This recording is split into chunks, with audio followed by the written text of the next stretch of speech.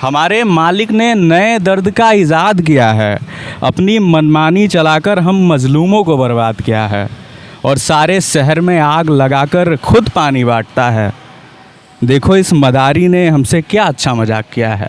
कुछ इसी तरीके की लाइनों से सत्ता पे वार करते हैं। युवा राजनीति में एक चर्चित चेहरा बनने के पथ पर बिल्कुल अग्रसर अंकित पांडे टाइगर जी, हम चाहेंगे वो हमारे साथ आए और यहाँ पे इनको सरकार से क्या दिक्कत है, सत्ता को लेकर के लगातार सवाल आप उठाते रहते हैं और तमाम लगातार सोशल मीडिया पे आप एक्टिव रहते हैं और अपनी रचनाओं से, अपने शेर से सरकार को उनका दायित्व तो समझाते हैं कि हाँ ये है। तो ये ज्वाला जो आपके अंदर हमेशा भड़कती रहती है, क्या कारण है इसका?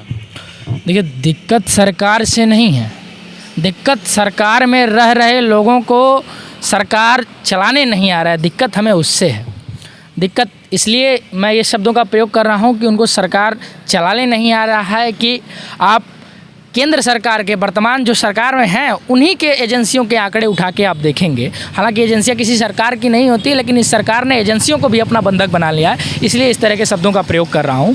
आप उन एजेंसियों के आंकड़ों को उठा के देखेंगे तो आपको समझ में आएगा कि महंगाई आज तक के 50 सालों में सबसे उच्चतम स्तर पर पहुँच गई है।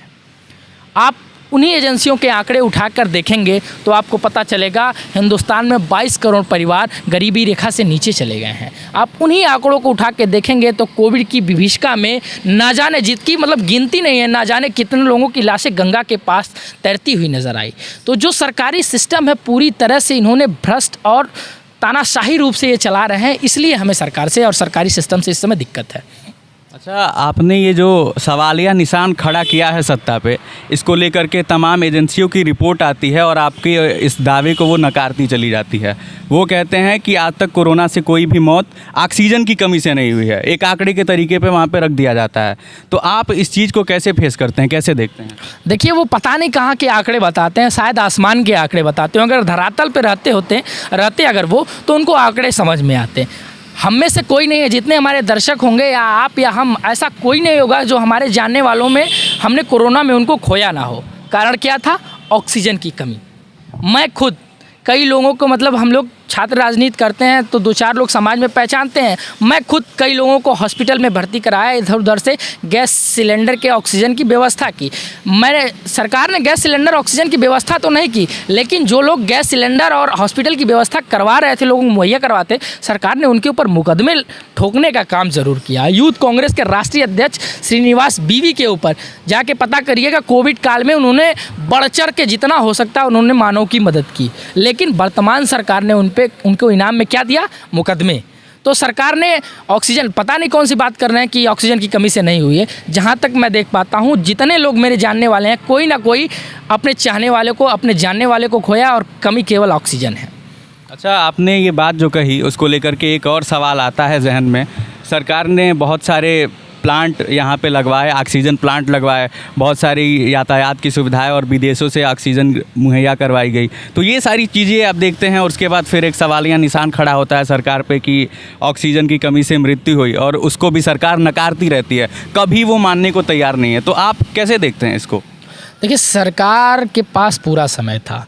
जब कोरोना की पहली महामारी आई तो उस समय ऑक्सीजन की दिक्कत नहीं थी, लेकिन उस समय भी हमारे चिकित्सीय व्यवस्था जो था उस पर सवालिया निशान था, और सरकार के पास पूरा समय था कि अपने चिकित्सीय व्यवस्था को वो दुरुस्त कर सके।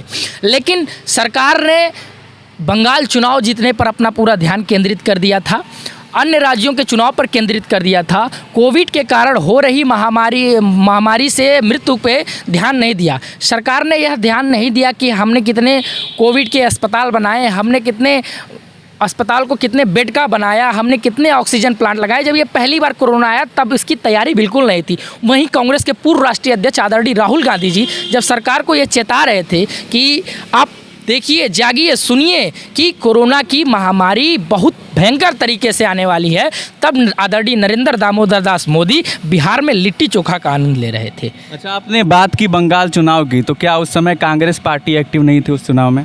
कांग्रेस पार्टी एक्टिव थी, लेकिन जब तो क्या उसका दायित्व नहीं बनता है इस चीज़ को लेकर के? क्या वो इसमें भागीदार नहीं है कोरोना के बढ़ाव में? अगर देखा जाए, जब आप रैलियों पे सवाल उठाते हैं तो जाहिर सी बात है। मैं रैलियों पे सवाल नहीं उठा रहा हूँ, मैं सरकारी तंत्र पे सवाल उठा रहा हूँ। मैं ये सवाल उठा रहा हूँ कि आपने व्यवस्था उस समय क्यों नहीं की। जब आपको व्यवस्था करनी थी तो आप, राहुल जी ने कहा था कि आप अंतर्राष्ट्रीय फ़्लाइटें बंद कर दीजिए, उस समय आपने फ़्लाइटें नहीं बंद की। लेकिन जब कोरोना की भारी बाढ़ भारत में आ गई तब जाके आपने फ़्लाइटें बंद की।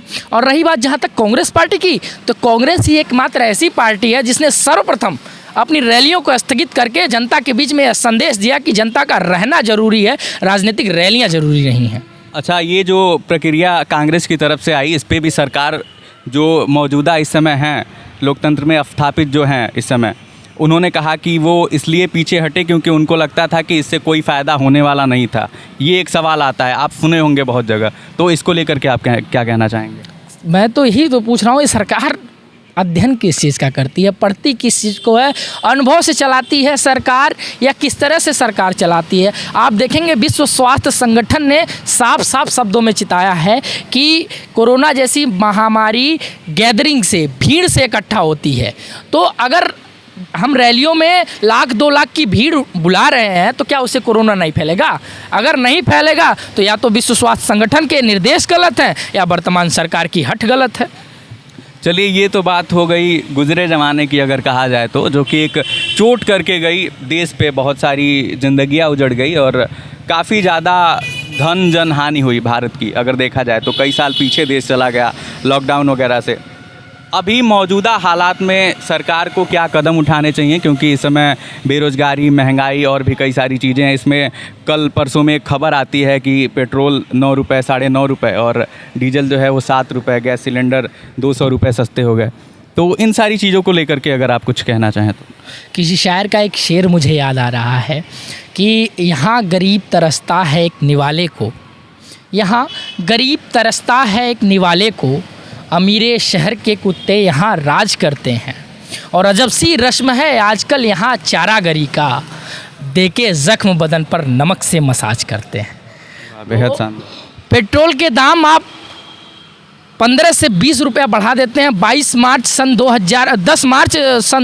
मार्च को रिजल्ट आया, 2 मई को रिजल्ट, 10 मार्च 2022 से आपने पेट्रोल के कीमतों में लगातार इजाफा करना शुरू किया था और आप आके आज के 5 से 6 महीने बाद से 15-17 रुपये आपने बढ़ोतरी की और आप 9-9.5 रुपये सस्ता कर रहे हैं। तो बताइए क्या मतलब, पूरी तरह से कपड़े को उतार के चड्डी वापस कर देना, ये काम सरकार कर रही है?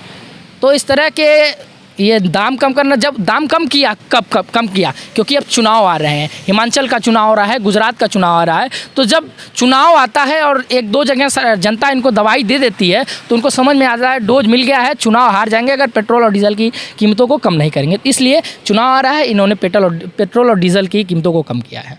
अच्छा, आपको क्या लगता है सरकार को किन किन मुद्दों पे इस समय ध्यान देना चाहिए और किससे, आपके हिसाब से किससे देश जो है वो आगे जा सकता है, और कहाँ कहाँ पे सरकार चूक करती हुई, पिछड़ी हुई नज़र आती है? आप मुद्दों की बात करिए, देखिए किसी भी देश का प्रलय या उत्थान उस देश के युवाओं से होता है। तो मैं सरकार से गुहार करूंगा कि आप जिस तरह से सरकारी एजेंसियों का निजीकरण करने पे उतारू हो गए हैं, आप निजीकरण करिए, इससे कोई दिक्कत नहीं है, लेकिन निजीकरण तब तक ही अच्छा है जब तक पब्लिक सेक्टर बचे हो। पब्लिक सेक्टर बचे रहेंगे तो निजीकरण में जो संस्था है उनको भी डर रहेगा पब्लिक सेक्टर चीज़ों का। तो पब्लिक सेक्टर का नया ईजाद करिए, युवाओं को रोज़गार दीजिए, महिलाओं को सम्मान दीजिए, नौजवानों को सम्मान दीजिए, नौजवानों को रोज़गार दीजिए। हमारी स्वास्थ्य व्यवस्था जो कोरोना काल में सवालिया निशान खड़ी थी, उस स्वास्थ्य सेवा पे बेहतरी करिए, रोडें बनवाइए, अच्छी पानी की व्यवस्था करिए, पढ़ाई की व्यवस्था करिए। तो इन सब मामलों पे जो केंद्र के द्वारा मतलब चलाए जाने चाहिए, इन सब मामलों पे वर्तमान सरकार विफल होती नजर आएगी। तो हम चाहेंगे इन सारे मुद्दों को वर्तमान सरकार ध्यान दे और इन सारे पहलुओं पे काम करने की ज़रूरत है। अच्छा, ये सारे मुद्दे चुनाव से पहले भी थे, तो क्या वजह रही कि सरकार जो पहले की सत्ता थी वो दोबारा आ गई? कोई कारण रहा होगा? हाँ, किसी महान विचारक ने कहा है कि अगर जनता को मूर्ख बनाना हो तो उसे धर्म की अफीम चटा दी जाती है। तो सरकार ने भारत के लोगों के जो सॉफ्टनेस होती है धर्म, वो वर्तमान सरकार जानती है कि किस नस को दबाने से वोट कन्वर्ट होंगे। तो ये हमारे सॉफ्ट नस को दबा के धर्म का मुद्दा लेते हैं बीच में। हमारे धर्म का मुद्दा तो बीच में था ही था, लेकिन जब युवा रोज़गार मांगने लगे, कोरोना महामारी में इस तरह के विभीषिका देखे, लोगों ने अपने चाहने वालों को खोया, अपने जानने वालों को खोया, तो सरकार फिर राष्ट्रवाद के मुद्दे पे आ गई। पाकिस्तान में महंगाई है, इसको दिखाने लगती है। सरकार धर्म के मुद्दे को हटा के हमारा माइंड डाइवर्ट करती है। जब पाकिस्तान पे बात नहीं बनता है तो सरकार शाहरुख खान के बेटे को किस प्रकार से मतलब वो अफीम या किस तरह के ड्रग्स लेता है, उस पर दिखा के जो पब्लिक चैनल है उसको दिखाना चाहिए जनता के मुद्दों को। लेकिन आप पूरा हफ्ता निकाल देते हैं कि शाहरुख खान के बेटे ने क्या खाया, क्या नहीं खाया, करीना कपूर के लड़के ने क्या बोला, क्या नहीं बोला। इस तरह के फालतू के मुद्दों को आप मेन स्ट्रीम मीडिया में ला के डालते हैं और जनता का मेन मुद्दों से ध्यान भटकाते हैं, इसलिए सरकार दोबारा सत्ता में आ जाती है। अच्छा, तो आप अप्रत्यक्ष तरीके से ये कहना चाहते हैं कि सत्ता परिवर्तन में मीडिया का प्रमुख रूप से हाथ रहा? बिल्कुल, लोकतंत्र का चौथा स्तंभ है। जहाँ तक मैं आप जैसे चैनलों के जो लोकल चैनल हैं वो अपना काम बखूबी निभा रहे हैं, लेकिन जो नेशनल स्तर पे चैनल हैं वो कहीं ना कहीं वर्तमान सरकार के, आप देखेंगे आंकड़े उठा के देखेंगे, पत्रकारिता भी विश्व स्तर से नीचे गई है। यहाँ की पत्रकारिता, जहाँ भारत जैसे लोकतंत्र में जहाँ मतलब स्वतंत्रता है, पत्रकारिता पे इतना शिकंजा क्यों? प्रश्न ये है। अगर पत्रकारिता का रोल नहीं है वर्तमान सरकार बनवाने में, तो आखिर पत्रकारिता का स्तर नीचे क्यों जा रहा है? हमारा सवाल आपसे था कि सरकार जो थी पहले की सरकार, वो दोबारा सत्ता में क्यों आई? तो आपका इस पे जवाब था कि धर्म की राजनीति करके बहलाया गया युवाओं को। तो क्या आपको लगता है कि भारत के युवा ऐसे हैं जो धर्म के रुझान के कारण वहाँ पे वो चले जाते हैं और तमाम चीज़ें जो ज़रूरी हैं उनके लिए, जैसे शिक्षा हो गया, रोज़गार हो गया, उनसे उनका ध्यान क्या धर्म भटका सकती है? आपने ये कहा, क्या ये वाजिब है? क्या सही लगता है आपको ये? क्या भारत के युवा ऐसे हैं जो धर्म के नाम पे बट सकते हैं? देखिए, भारत के युवा ऐसे थे नहीं, लेकिन बना दिया गया है। इनकी शिक्षा दीक्षा कहाँ से कराई जा रही है? व्हाट्सएप विश्वविद्यालय से। भारतीय जनता पार्टी का जो IT सेल है, जब बच्चा मतलब 16, 17, 18 साल का हो रहा है, उसके हाथ में नया मोबाइल आ रहा है, वो सोशल मीडिया से अटैच हो रहा है, तो इतिहास के साथ छेड़छाड़ करके वर्तमान सरकार आज के युवाओं को बरगला रही है। इतिहास के साथ जो छेड़छाड़ कर रही है, युवाओं के मन में जहर भर रही है। अपने जो महान वीर हुए हैं, क्रांतिकारी हुए हैं, उनके खिलाफ उल्टा सीधा अनाप शनाप भर रही है, जिससे युवा भटक रहा है। और मेन मुद्दे से भटक के, जो उसका मेन मुद्दा होना चाहिए शिक्षा, स्वास्थ्य, रोजगार, उस मुद्दे से भटक के जय श्री राम के नारे सहित तमाम धार्मिक जो हिंदू संगठन, हिंदू धर्म के लोग हैं, वहाँ के युवा हैं, वो उधर भटक रहे हैं। जो अन्य धर्मों के लोग, इस्लामिक हो गए, क्रिश्चियन हो गए, जैन हो गए, पारसी हो गए, बौद्ध हो गए, तो ये सब अपने अपने धर्म को भड़का रही है वर्तमान सरकार, और भड़का के आपस में लड़ाने का काम कर रही है। आप देख पाएंगे जैसे कि किसान आंदोलन हुआ, तो किसान आंदोलन को वर्तमान सरकार ने सिख बनाम हिंदू होने का करने का पूरा प्रयास किया, लेकिन भारत के युवा, भारत के अन्नदाता समझदार है और सरकार की इस मंशा पे उन्होंने पानी फेरा और ये मुद्दा सफल हुआ। भले ही लंबा चला आंदोलन, लेकिन अपनी मांगों को मनवाया, लेकिन वर्तमान सरकार ने वादा करके अभी तक उस वादे को पूरा नहीं किया है। अगर किसानों का वादा फिर से नहीं पूरा करेगी तो हम युवा सहित तमाम युवा जागरूक होंगे, फिर से किसानों के मुद्दों के लिए लड़ेंगे। अच्छा, ये जो ज्ञानव्यापी वाला मुद्दा है, इस पे क्या कहना चाहेंगे? क्योंकि बड़ा ट्रेंडिंग है और आप युवा राजनीति से जुड़े हुए हैं। अभी तक बहुत सारे सवाल आपने उठाए सरकार पे कि धर्म की राजनीति करके बहकाया जा रहा है युवाओं को।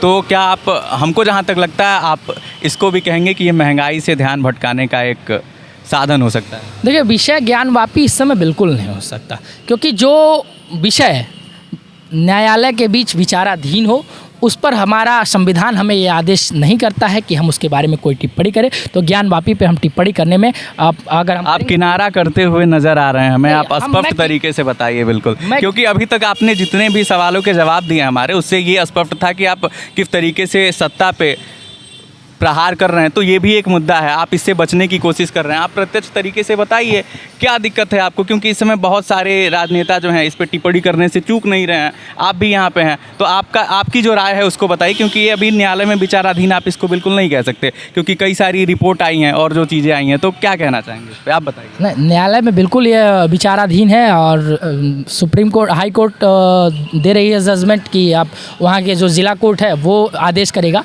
तो जो रिपोर्ट है, रिपोर्ट बनाई गई है, रिपोर्ट जज को सौंपी गई है, ज़िला कोर्ट को सौंप दी गई है। जैसे ही रिपोर्ट और ज़िला जज के द्वारा सुनवाई आएगी, जो भी माननीय न्यायालय का फैसला होगा उसको हम सहृदय स्वागत करेंगे उसका, और उस पर फिर उस समय टिप्पणी करेंगे।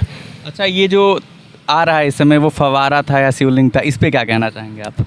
देखिए सारे विषय अभी उसी केंद्र पे आप घुमा रहे हैं। आपकी राय क्या है? आपकी मेरी राय क्या है? व्यक्तिगत राय अभी कुछ नहीं हो सकती, मैं संविधान के खिलाफ नहीं जा सकता। तो ये थे हमारे साथ अंकित पांडे टाइगर जी, जिनको आपने सुना और किस तरीके से ये युवाओं के जो मुद्दे हैं उनको सामने रख रहे हैं लोगों के। तो आप देख रहे थे गोरखपुर टुडे, मैं था आपके साथ प्रियांशु। बहुत बहुत धन्यवाद।